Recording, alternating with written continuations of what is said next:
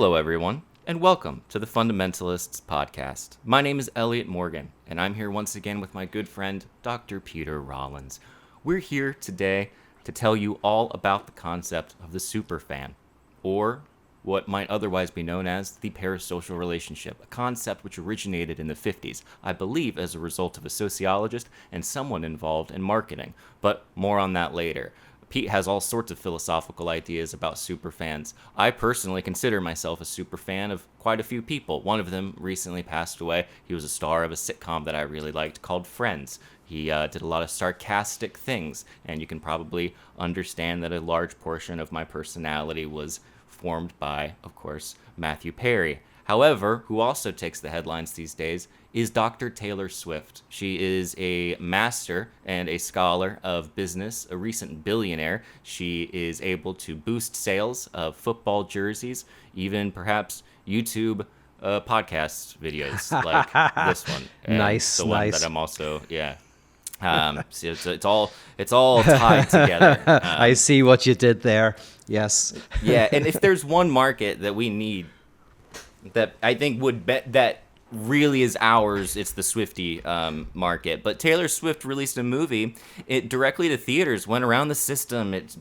got all this money, and it upset people who were going to see the Martin Scorsese film because there were little girls and I'm sure boys dancing around the floor of the theater and screaming throughout the experience, therefore ruining the movie next door. But I tend to think stuff like that is very cute. However, it can be kind of weird when people get obsessed with celebrities. Pete, do you have any celebrities that you're obsessed with who are alive?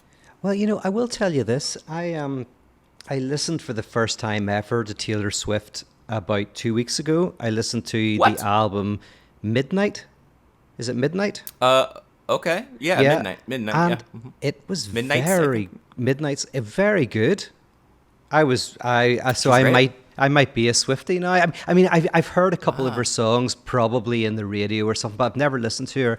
And then I listened to that album, and as I say, I was like, God, this is actually. So maybe, yeah, I'm a fan of, maybe not a super fan, but I'm a fan now of Taylor Swift. So there you go. Oh, that's wonderful. Did you hear the one where she goes, "Hey, it's me. I'm the problem. It's me." That's a good one. Oh, that's a good one. Yeah, that is a good one. Is that my favorite? My favorites are when she gets really aggressive and kind of attacking partners and exes, and like Yeah. she's got one about, what's it called, Sweet Revenge or something like that. It's very good. Karma is a great song. Yeah, so Karma. I was very impressed. Karma's her boyfriend. Yeah, Yeah, Karma's that's her right. Karma is her guy on the weekend or whatever. I saw her live for her Eras tour, and it was truly. I saw that, by the way, on your Instagram, because you were pretending it was something else you were going to. I can't remember, Yeah. and then you showed the inside of it, and I was so confused because it was who did you say you were going to see? Ben Folds. Ben Folds. Markedly less popular. But my brain, I couldn't compute. I was like, that. How can that be a Ben Folds I know. concert?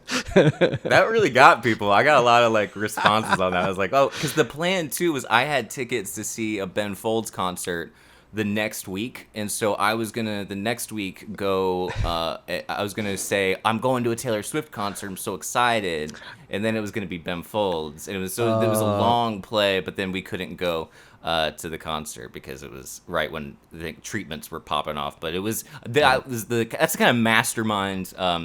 Just what can I say? Playing the long game. That's good. It's I like a gift.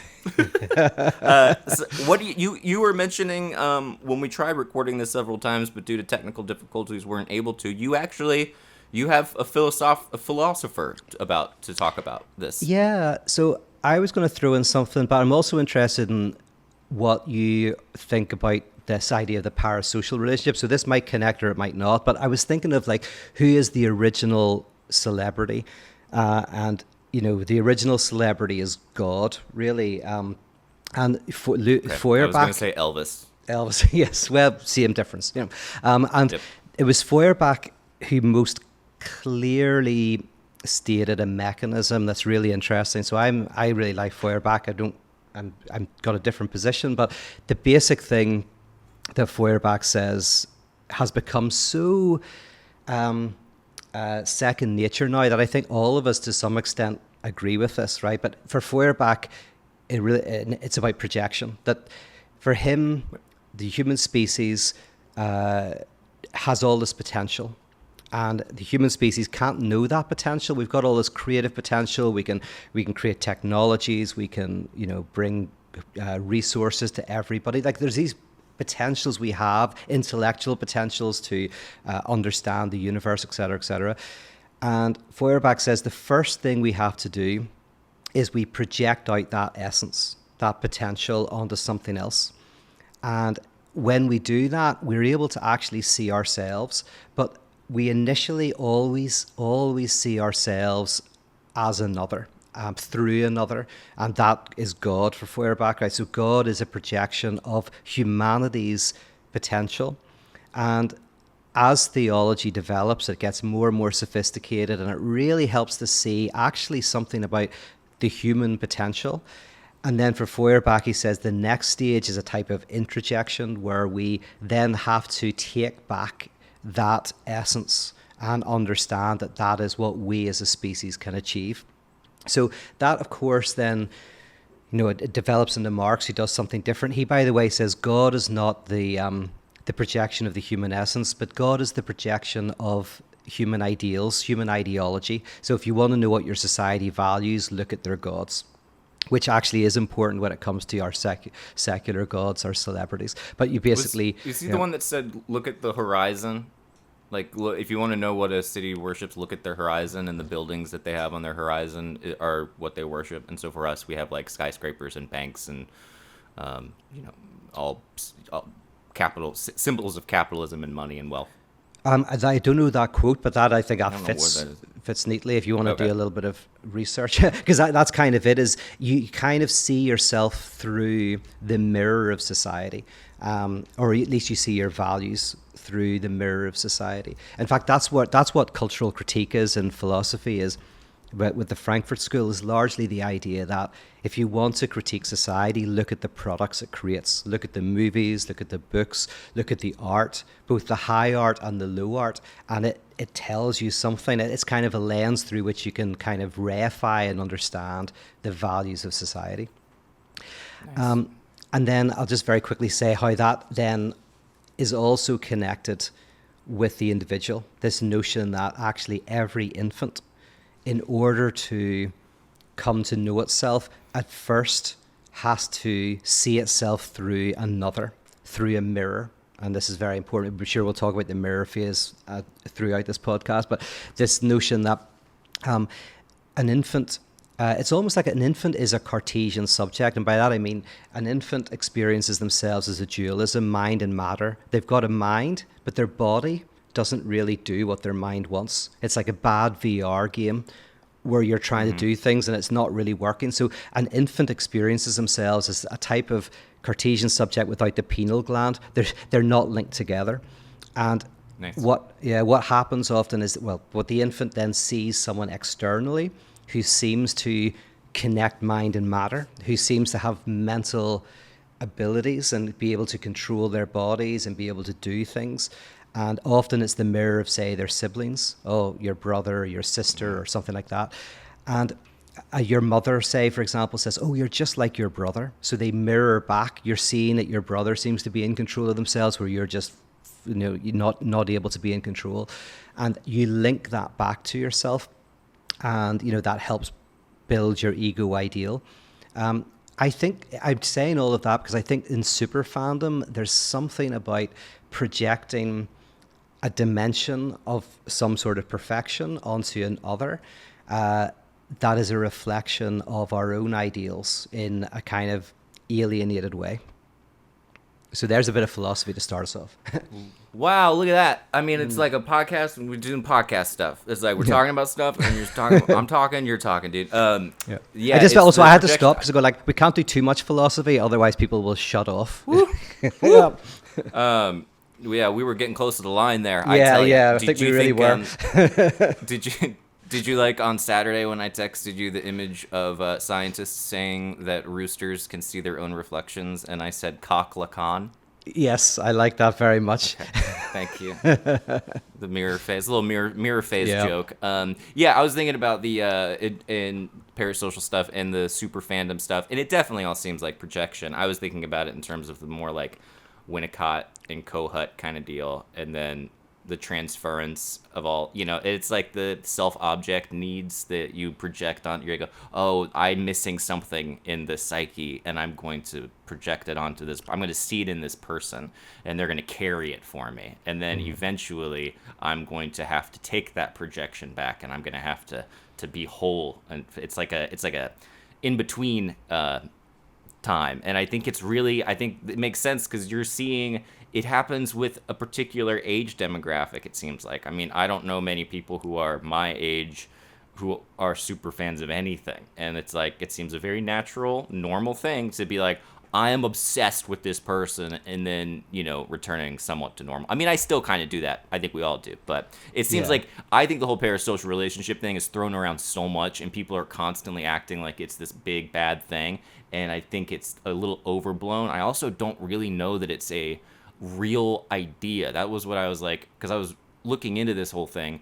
And it is, I think, interesting that the whole concept, I believe, came from marketing. Like, it wasn't like a psychological like thing or like a philosophical idea. It was just people being like, we're going to call this a parasocial relationship. And if you go and look at, like, I went into like these research databases that I can go into because I was like, oh, this will be fun.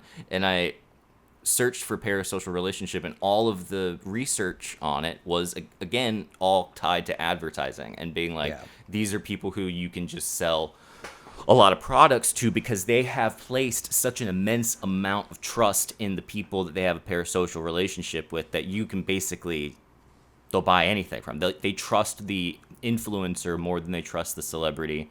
And the original term parasocial relationship, I think, comes from parasocial interaction, which is the one that I mentioned earlier that came up in the 50s. But it seems like we actually throw it around like a bludgeoning tool now more than is necessary. Yeah, no, that makes sense, and it's not a term that I've seen any, much serious work around or anything like that. But I do think that very interesting you bring up that it's a certain age that this happens, often like teenage, and that I haven't thought about that before. But if you look at you're almost looking at three defense mechanisms that are involved here, kind of like very closely connected: splitting, projection, and idealization. And projection is, as you know, the putting out of some dimension of yourself onto the other. Sometimes it's a very bad part of yourself that you put onto the other to distance yourself from that, and then you can slag Good off point. somebody else. Yeah, oh, they're the intolerant ones. Look how intolerant they are. But Yeah, actually, politics. yeah, and it's our way of kind of like disavowing our own intolerance and actually being able to express our intolerance while thinking it's the other person. Very clever. Yeah. Splitting, obviously, which is a very, very basic defense mechanism, which individuals don't do very much unless you're kind of more psychotic. But as you mentioned in politics, it's very common, political splitting. And then idealization, which is where you split off the best part of yourself. Like, we'll come back to that, but some part you put some ideal onto the other, and also then you stay with the shitty part of yourself. So a lot of these super fans potentially they're putting into the bank of Taylor Swift all of their Yeah. money, all of their creative cash, and so they feel ultimately impoverished. But it's a defense mechanism that is protected. Oh, and here's the thing. This is where, again, when you have a deeper understanding of, I think, how religion functions, where you go, well, what if one of the functions of at least kind of superstition or religion was this projection and idealization? It's a kind of necessary stage. That's what Feuerbach argued. That's why he said, I'm a friend of theology. He said, like, we have to do this. It's not, so if you get rid of religion, it's not that you get rid of idealization, projection, and splitting. You don't get rid of those. They just find Yeah. they find different places. So it's not God now for Feuerbach. It's Taylor Swift. It really is her because, hey, it's her. It is whatever her line is. A quick thing of clarification too, because I know you were mentioning the political thing and like what was it's splitting, and what was the first one? Oh, projection. Where you get projection, you get angry at the other. Oh, you put the bad stuff on the other people. Like I know you do that with politics, Yes. but I know like I know you do that. Yes. Anyway, so Yep. Taylor Swift, when I was at that concert, dude, it was like a religious experience. I was talking to some buddies about this recently. It was so overwhelming that like I will probably never forget it, even though I don't really remember the concert itself that well. But when it started and the amount of people and the intensity of their like devotion to this person, it was like, this woman has more power than is fathomable right now, and she is able to do that while seeming like she's just like, just doing her thing, which has her little like I'm just me brand, and she's mastered it. But the religious aspect of it is pretty wild. And yeah, I like your point that even if we got rid of religion, all those mechanisms would still be there that would ultimately make something else that would make something else a religion, basically. Yes. Is that what you're saying? Yeah. These defenses are as old as time itself, and they're also not necessarily problems. They're solutions to problems.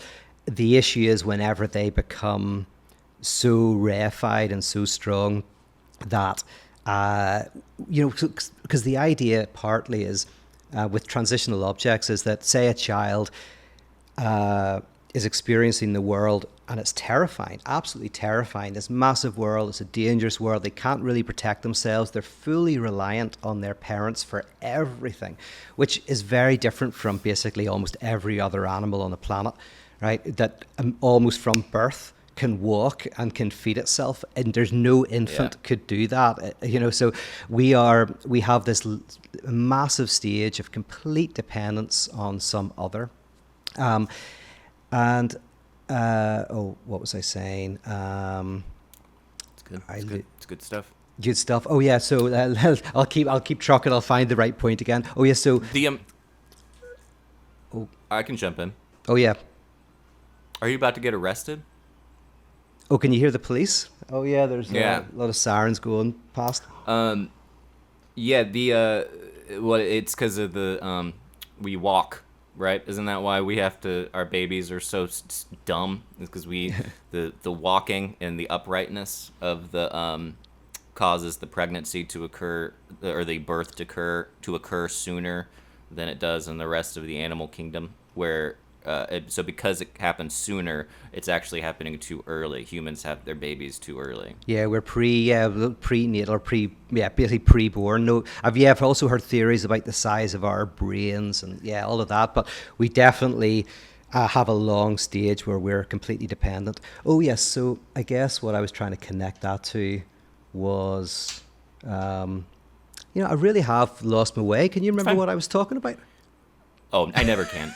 I was, I don't even know what the subject of this podcast is. I was thinking about a totally different conversation. Oh, great. That I was having a buddy of mine yesterday, and he was telling me about his foray into a certain nook of QAnon that has a theory that Donald Trump, no stranger to people's projections, good and bad,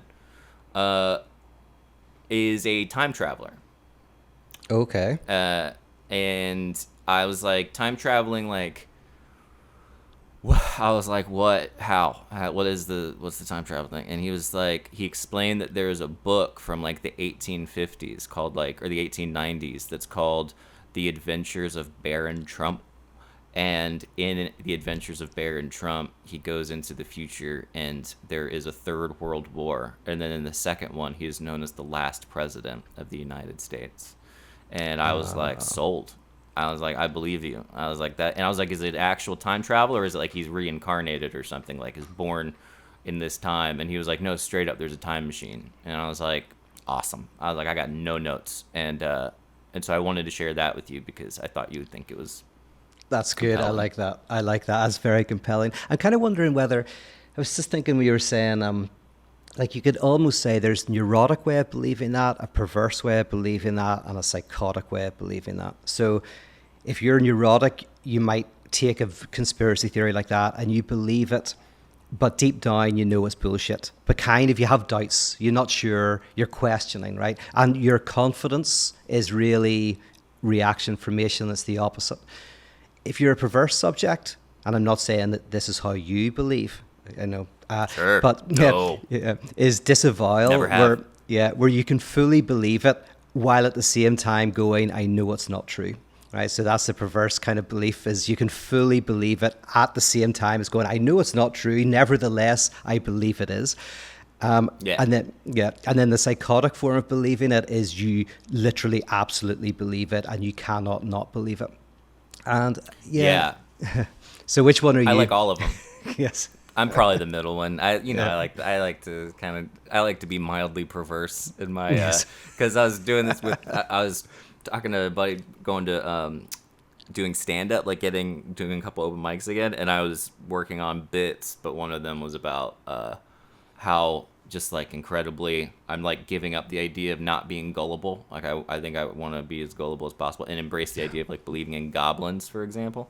And then I started doing, like, I was writing the bit and I got caught up, like classic, in the internet being like, well, dang, there are people who believe in goblins and there are people who believe in these things. And I was like, what if I'm just a prude? Like, what if I'm wrong? But I also think they're projecting onto some sort of dark big other, some secret thing that's happened. They're projecting that there's a cabal of people that are pulling the strings. It's like a reverse super fandom that you don't have catchy music with, and you don't even get to have posters of the people because you don't know what they look like. Yes, I mean that's the ultimate kind of psychotic experiences, where you feel that there is behind the scenes someone you cannot point to who is both everywhere and nowhere, who's controlling kind of everything. But here, one of the things that I have seen a lot of, and I have a very close friend who is struggling with this at the moment. He is somebody who at different times in his life has believed in another world, right? So which is totally normal. A lot of people believe this is the realm of appearances and there is a real reality behind the realm of appearances. So, goes right back to Plato, the real, Plato. All of that. Yep. So very common idea. He was religious for a long time and really believed in, a realm of angels and demons and spiritual warfare, et cetera, et cetera. That's fine. But then he's no longer religious. That's way, way past him. But he finds himself sometimes enjoyably so, but often not enjoyably so, falling into the idea that we are in a virtual reality and experiencing, again, exactly the same structure, that this is a realm of appearances and there is a real kind of world. And he took some drugs, a very small amount of drugs, and threw him absolutely into that world. But I find that I know a lot of people who that is something, it's not just a belief, because there's one thing believing, right, we live in the realm of appearances, behind this realm is the real, sure. But it's another to find yourself tyrannized by that and find yourself kind of like walking around in the world, feeling it to be completely unreal, and then maybe meeting aliens when like this was just weed that he did, right? And but put him in a realm where he was meeting aliens, yeah. So it was quite, a slight break. And interestingly, I kind of go, sometimes these beliefs might be just show how much people are not enjoying and how anxiety producing the contemporary world is, that we want to disassociate ourselves. We want to kind of, like, in a sense, break out of this reality into something else. And conspiracy theories play into that. But I think the predominant conspiracy theory that is the most obvious example of that is that we are in a virtual reality. Nice. I going back to the fandom or whatever, when there's been like, everybody does the thing where a celebrity dies and then everyone goes on the internet and they're like, let me say something about it. And I try not to do that if I don't actually give a darn or wasn't a big fan of because it just seems like noise and everybody kind of wants to do their like token like thing. But You just do it in order to Matthew, get attention. You just, right. if you do it because you want people to look at you, not the other. Yes. I want to make sure I feel like I'm better than other people when I do Yes. it. And Yeah. even when I don't do it, I want to feel like I'm better than people who are doing it. And that's 100%. where I get my what you might call enjoyment. Yes. I don't know if you've heard that. It's a Lacanian thing. But I was like, man, I'm gonna post this little thing, and I was so sad. I was just like really bummed about Matthew Perry, and then it was like the same thing with Robin Williams. It was the same thing with Norm Macdonald. And I was like, oh, it's interesting, like, just to look at this, because I'm getting, I don't know if older, but, like, I'm not as in my early 20s anymore. And so celebrities, it's, going to be more normal when they pass away, because that's how time works. But I definitely was like, oh, I'm actually bothered by this. And I was thinking about it. I was like, yeah, I grew up watching a sitcom, loving the sitcom, wanting to be on a sitcom, idealizing every aspect of what it was. It informed partially my moving to Los Angeles. That character informed partially my personality. And then it also was this thing that was on TV all the time. So these people were in the living room, and they were in New York, and it was this like fake set or whatever, but it became such a huge part of my life that I think when it, all of a sudden goes away, it reminded me like, oh, that was a show. That was all make-believe. That was just on a set somewhere, but it's so ingrained in me that I'm like, no, it must be that, it's some part of me still thought that sitcom world was like real, and it's not. And then this guy passes away, and I'm like, man, that's crazy that like these people, these characters, even though they're fictional, still take up a pretty significant chunk of like my brain. Yeah. And when they go away, it's like, and I'm confronted with their falseness. I'm like, whoa, that's a bummer. So And the key with Friends is, because it was one of the cultural phenomenon of the time, is that what was it about Friends that allowed us to project so much onto it? And the fact that it was just called Friends, and it was a group of friends. I've watched a few of them, but I didn't watch a lot. But so I can't speak with any authority. But I'm guessing that in a world kind of 20th century, late 20th century, where meaninglessness and loneliness is rife, just watching a probably not very funny show, but that just shows a type of meaning and friendship and warmth. It kind of goes like, oh, is that the kind of very much what we were kind of idolizing in society and also missing, right? So it's something that's just the very term Friends. I mean, if I had never even saw one show, just going like a show called Friends that basically took the world by storm, it tells you something about the society we're in, Yep, it really does. Was he depressed, by the way?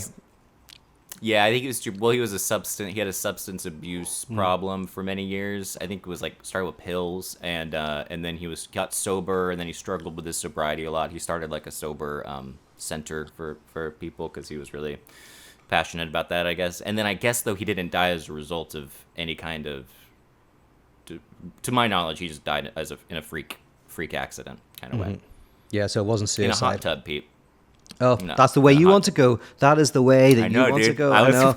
I set you up for that. I was like, it's a hot. I was like almost texted you when I found out. I was like, dude, stole our move, man. Because that is. I was like, man, he made up so much of my personality, even down to loving hot tubs. I know. This guy's great. So.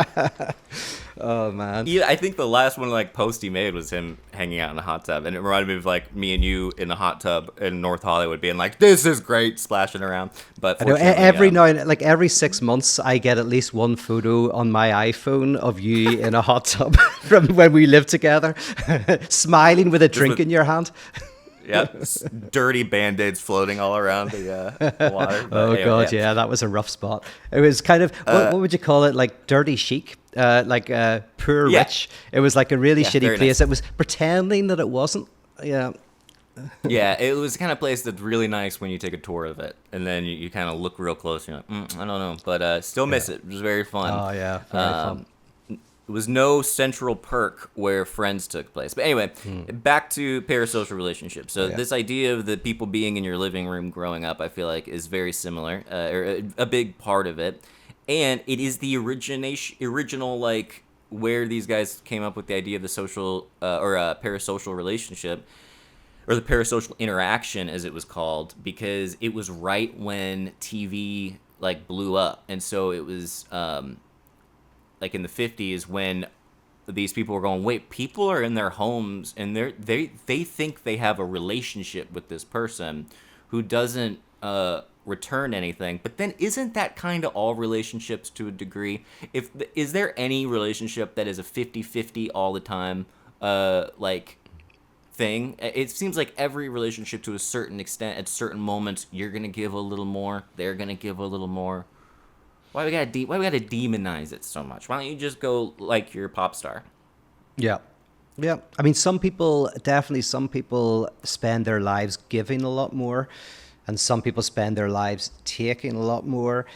But actually, those two types of people sometimes fit very neatly together, because some people, like, kind of enjoy splurging and talking about their emotions, and some people like listening and doing whatever. But yeah, a 50-50 would look very bizarre. I don't know how that would work. Yeah, do you like listening, right? You're a listener. I'm a listener. Yeah, definitely. I mean, I like it's not like, oh, I'm a selfless. I just like it. Like I much prefer that to talking. Yeah. Yeah. I was hanging with a friend the other night. I just keep mentioning that I have friends. I want people to know that. But it was a couple weeks ago, so I don't know why I'm lying. It was longer than recently. Maybe 3 weeks ago. At one point, I hung out with a friend, and he was talking to me about a dream he'd had, and I was just blown away because I was listening to the dream. This is what reminded me of that, because you were talking about listening, and I was like, oh, I'm really interested. And then I kept listening, and his dream kept going and going and going, and I was like, this is the longest dream I've ever... I was like, you had this whole dream? I was like, are you for real? And he was like, I have long dreams all the time. And I was like, I don't even know what to do. I was like, so wait, this happened. He was like, yeah. I was like, I have a dream, and it's like 2 images. And then I wake up and I go, oh, and then I wonder what was going to happen. But this was like the longest thing ever. And the next day I woke up and I texted him, and I was like, I got like 8 hours of sleep last night, and it still wasn't as long as that ridiculous dream that you told me.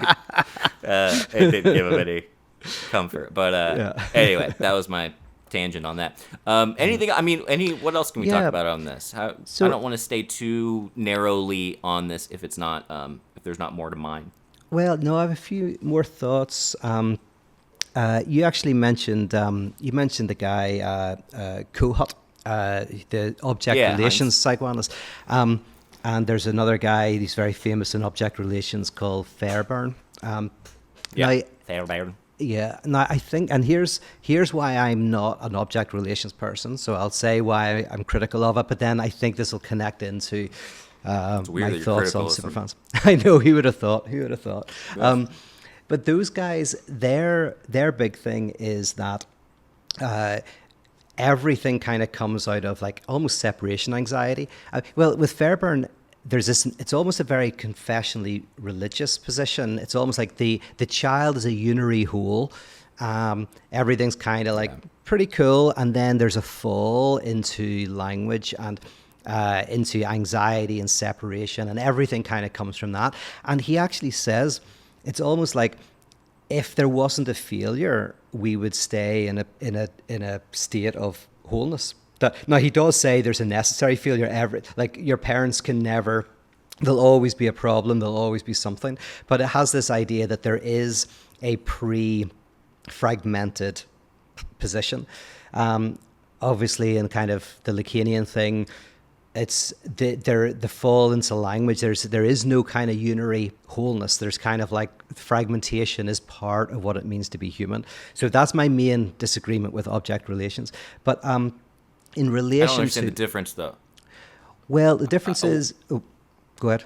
So wouldn't Lacan still say that it's not, that the fragmentation happens around the time of the mirror phase or the fall into language? Yeah, but not as a result of a failure. We are creatures of language. We are linguistic creatures. And so to be a subject is to be divided. It's not that you're a pre-divided something and then kind of because of a failure, because of a crisis, you end up with trauma. There's something inherently traumatic about being a subject, which I think is a very important difference, because what that means is in object relations, ultimately anxiety is around. So whenever they use the word object in psychoanalysis, as you know, an object is whatever your drive aims at. So something that your drive orbits around. So you've got these objects, these people who you are attracted to sexually or whatever, and they kind of are the object of your drive. So object relations, these objects are images of maybe your parents, siblings, whatever.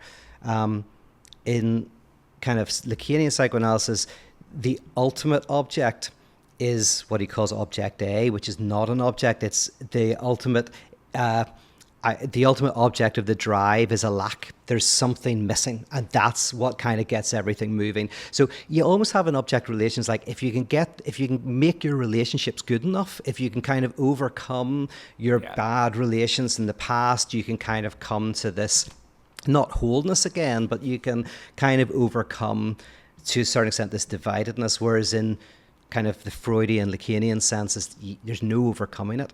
And the reason why I want to connect this, see if I can connect this with super fandom, is in the Feuerbachian sense, and I think maybe object relations would be like this too, is that the idea is I, as a teenager, project something onto a star, a celebrity. By the way, there's a crackling. Can you hear that crackling? No. I can. I think I've heard it before. I don't know if it comes out. Okay. It's not too bad for me. There's I as a subject project onto this star these ideals. One might say, well, now what I have to do is see that the things that I value in Taylor Swift, her creativity, her strength, her charisma, are all things that actually I could take back into myself. And, those are kind of potentially parts of who I potentially can be. So that's all very nice. But I would say that ultimately, for me, it's less about realizing that what we put onto the other is something that is a part of ourselves. And if only we could realize that we can all be like Taylor Swift or The Rock or whatever. But actually, the more interesting thing is when we realize that the other, who we think is whole and complete and has no alienation or separation within themselves, actually is alienated. That there's something very traumatizing about that, but also curative. And there's a friend of mine he's an actor, a successful Hollywood actor, and he has done very well, and he has a very rabid super fan base. But interestingly, he has continues to act, but has really had enough of Hollywood and has left Hollywood and got a place pretty much in the middle of nowhere. And he doesn't talk very much about that. But I think as fans realize that, all of the Hollywood dream that he seemed to have, and the money and the power and all of the influence, actually was profoundly destabilizing to that person. And that it was actually a painful thing. That experience is actually what can free us. Like, as long as I'm fantasizing that, I could be as famous and rich as Taylor Swift and I could have all of those things potentially, I just don't think that's curative. But when you realize that all those things are actually, even if you got them, wouldn't necessarily be good. If you're not a healthy person, they'll actually exacerbate your ill health. And realizing that and seeing that the other, that the celebrity is a divided subject, I think that's what breaks us from super fandom. Nice. My wife and I have had some more than one conversation about this kind of thing, because partially why I want to talk about it, because the term parasocial relationship comes up once or twice a month, I feel like. Also just with other people, but the small experiences I've had and that she's had are, I think, the only way to navigate them without them destroying you is to just not take it that seriously and realize that it's really not that big of a deal. Bo Burnham has this thing where he talks about, like, the way he handles it is he just takes the compliments the exact same way he takes the insults. So like it's not that the insults don't matter, it's that the Yes. Yeah. compliments don't matter too. Like the them telling you you're perfect also is not gonna solve anything for you. But I will say that in terms of fame, my wife is on right now. She got picked up by a Finnish magazine as Wow. of this morning, and she's also on NBC News because she dressed up as an alien mummy. Wow. Yeah. I So mean, yes. she's made it into it's like, dude, there's this one where it's like all of these celeb Halloween costumes, and it goes from Paris Hilton, and the next one is Grace, like in the gray outfit, like completely like it was Oh, incredibly brilliant. funny. But yeah, that having a realizing that it's fame is an empty cup is definitely helpful. And also though, do you feel that like the super fans of Taylor Swift are going, I need to I guess they are going like, I need to be her. Like I want to be her. I want like when she's dating a football player, when she's, on a world tour, they Yeah. do want Yeah. that. All right, yeah, you're right. Okay. I was trying to be more Yeah. clever about it, but But here, that's what they want. can Okay. I use I see what you're you saying. and Grace as an example of what I'm talking about, actually? Because I think that both of you have done exactly what I'm talking about. Like, so, for example, connections I wanted to make before the connection broke was that it's funny that you did something similar to Friends. Whenever you came to LA or whatever, and Oh, the group that you had with it was Source Fed, isn't that the name of the group? It was a group of friends hanging out on couches, doing skits, funny, warm. So it very much interestingly reflected the Friends kind of model. And but what's interesting to me is that people put onto you, projected onto that group, all of these things that they wanted. In a sense, that was an alienation process. They loved what they were seeing on screen, but potentially didn't have those things in their own lives. They were alone in a room watching YouTube, but they were getting something. It was like they needed that. That's why taking that away would have been terrible, because if you took it away, then you'd just be confronted with your loneliness. So you provide this security blanket. That's all great. But what you did, partly I think by design and partly just your personality or whatever, is you guys became more and more honest about the reality that yous were regular people. Like over the years, it became less of a kind of like, oh yes, we're this idealized friendship group that you can project all this stuff onto, and became more and more transparent that hey, there's lots of difficulties in terms of friendships, relationships, business. There's and kind of like presenting some of that online. And for me, this is vital because the individual projects onto you, you allow them to project onto you all this perfection, all this greatness. They idealize, they project, sorry, they split, they do all of that. And then what you do instead of kind of playing up to that is very gradually you disillusion them because now they've projected onto you something. And now you can begin to say to them, hey, there's great stuff about this, but also there's lots of difficulties, lots of traumas. We're all trying to be human. And that can allow the person to very gradually access those dimensions of themselves. And I honestly think you have done that. you.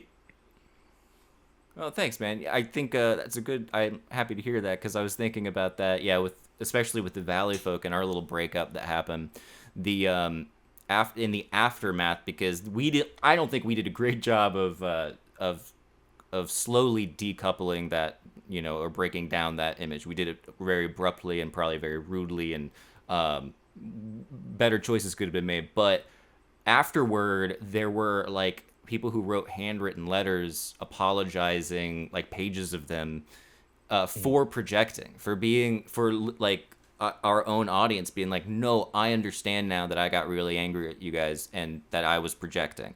And I was thinking about that recently and I was like, oh, that's interesting. Like it also took me seeing that, like the audience going, oh, we're projecting on this or whatever, for me to go, wait a minute, what is it about us that is the hook for the projection, instead of just being like, oh, they're just projecting, like, well, you're projecting so it doesn't matter. It's like, I think it goes both ways, where it's informative for me to read these things and to see that that action happening because I can go, oh, I can better understand the reaction and where we went wrong based off of their projection rather than just like outright dismissing it. And so I was like, oh, that's kind of goes back. That also goes against the parasocial relationship because here it is, with the idea of like, oh, we're untouchable or it's only one sided. But then it was also, there was an interplay going on. And I thought that was kind of neat. And so it's all part of this. And on what you're talking about with like the people watching stuff and they're at home and they're,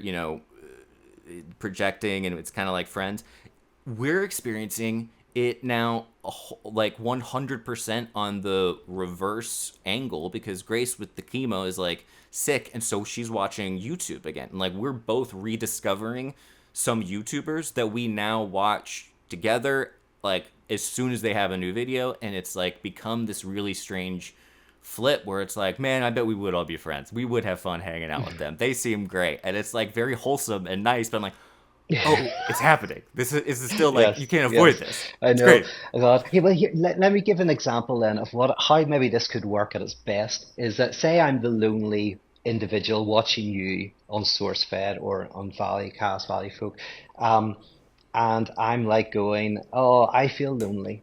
I don't have very many friends, and I'm looking at you and wishing I had the friendship circle and friendship group you have. So I'm projecting all of that onto you. That's a way for me to protect myself from that loneliness. So I feel like I'm your friend. I feel like I'm friends with all of those people. And so it's a defense mechanism that protects me from a suffering. However, then I find out more from you, and you say things like, which you do in the Fundamentalists, is I don't really hang out with very many people. God, like, when's the last time I saw a friend? It was like 3 weeks ago, right? And so suddenly I go, not that you're saying to me, hey, you can have the friendships that I have, you can be like me. You're kind of saying, no, I'm lonely too. I find it difficult to go out, and hey, Mm-hmm. the problems that you have that you're projecting onto me, actually, some of those I share. What happens then is I am more likely to accept that part of myself. Suddenly I go, okay, so in other words, I'm less alone because you're alone as well. Like where we overlap is our loneliness. And so I feel less alone because I'm like, oh, that's part of life. Even you guys who I think have got these great friendships and you're always hanging out. And oh my God, it must be such a laugh. And you're saying, well, no, it's like, I've spent the last 3 weeks and I haven't seen anybody. What you've done is, I think it's like a transitional object. You've allowed me to project my ideal onto you. That's a wonderful thing because it's protected me against my suffering. But now, very, very subtly, by saying things like, yeah, I get lonely too, I then can confront that dimension of myself that I've been avoiding, that I've been projecting out. And I can probably be less lonely because weirdly, by accepting the loneliness, I feel less lonely.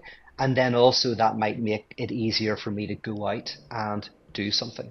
So that's maybe the role of celebrity for me at its best. I don't think that's what happens most of the time. I think celebrities most of the time hide that dimension in order to sell products, et cetera, et cetera. But if a celebrity can see that part of my role is to allow the projection and then in a sense help that person then reclaim or look at those difficult parts of themselves, that's a good thing. I just want to reiterate that I am not lonely. I have a lot of friends. I hang out with people all the time. I am partying nonstop. I'm going to be zooming with some friends tonight, and I have another friend somewhere that I can't think of off the top of my head, but I'm sure Pete, we're friends, and this is friends. So, and Pete's Yes. whole, and don't let him fool you because he'll talk a lot about lack and the incompleteness, but Yes. he's thriving. So, on that note, thank you for that. I thought that was a great little piece you did there, Pete. So I think we can end this.